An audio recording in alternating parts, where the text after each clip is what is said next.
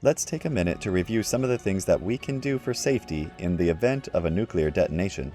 I know it's scary to think about, but if you're a fan of Batman, like Usbot is, then you also believe that one should always be prepared for anything and have contingency plans. So, in the event of a nuclear detonation, civilians can take several measures to protect themselves. 1. Immediate actions.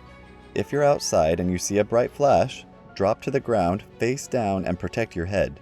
Avoid looking at the flash, as it can cause blindness. If possible, find immediate cover behind a sturdy structure. Seek shelter immediately. The best shelter is underground, for example, a basement, or within a sturdy building.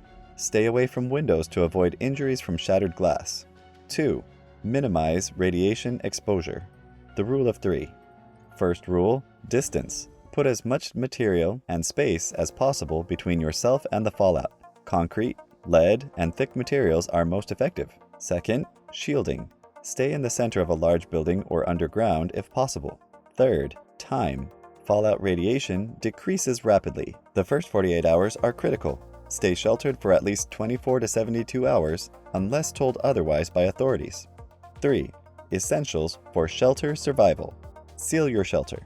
Use duct tape and plastic sheeting to cover cracks in windows to reduce exposure to radioactive dust. Stockpile the following supplies. Water, at least 1 gallon per person per day for 3 days or more. Food, non-perishable, ready-to-eat items. Radio, a battery-powered or hand-crank radio for emergency updates. Medications, a supply of essential medicines, first aid kit, flashlights, and extra batteries. Decontamination. If exposed to fallout, remove contaminated clothing and seal it in a plastic bag. Wash your body thoroughly with soap and water. Avoid scrubbing harshly to prevent fallout particles from penetrating the skin. 5. Post-blast safety. Listen to official guidance. Use an emergency radio or mobile device to follow local instructions. Avoid fallout zones. These are areas downwind of the detonation site where radioactive particles settle. Stay indoors. Only leave your shelter if authorities indicate it's safe or if your shelter becomes uninhabitable. 6. Long-term preparedness. Create an emergency kit that includes iodine tablets. This will protect the thyroid, which is particularly vulnerable to radiation. Identify potential fallout shelters near home, work, and school.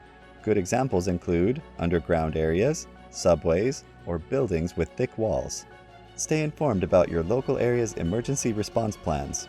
Important notes: do not panic. Staying calm will improve decision-making.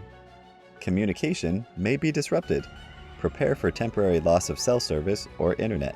By following these steps, civilians can maximize their chances of surviving the initial blast and minimizing exposure to radioactive fallout. You silly sod! What? You got us all worked up!